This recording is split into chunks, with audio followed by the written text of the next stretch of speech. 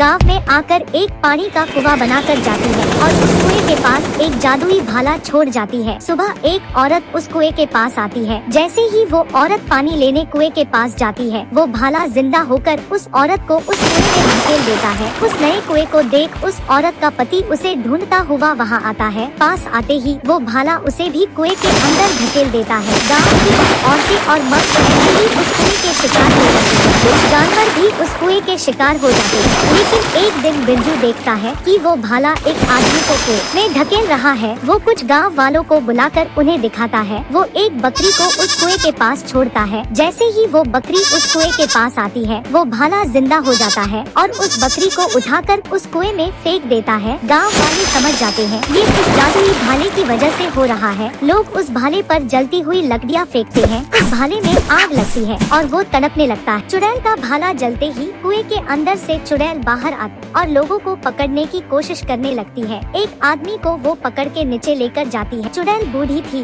उसे जीने के लिए हर 7वें दिन एक आदमी को मारना पड़ता। आदमी को मारकर उसकी शक्ति से वो जवान रहती थी। लोगों ने तांत्रिक को बुलाया और उस कुएं का राज बताया।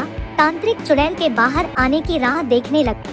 ठीक 7वें दिन चुड़ैल कुएं से बाहर आई। तांत्रिक बूढ़ी चुड़ैल को देख समझ गया कि ये इंसानों को मारकर जीती है। जैसे ही चुड़ैल उसे पकड़ने की कोशिश करने लगी, तांत्रिक इधर उधर भागने लगा। जब चुड़ैल थक गई, तब उसने अपनी शक्ति से उस पर आग के गोले बरसाने शुरू किए।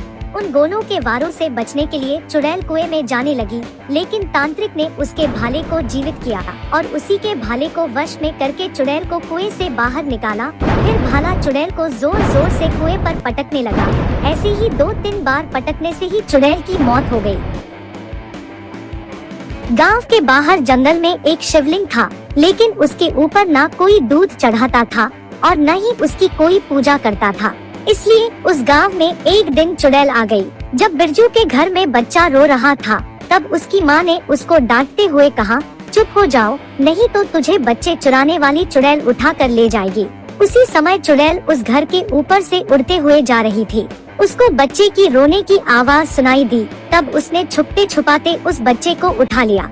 तभी बिरजू की नजर चुड़ैल पर पड़ी।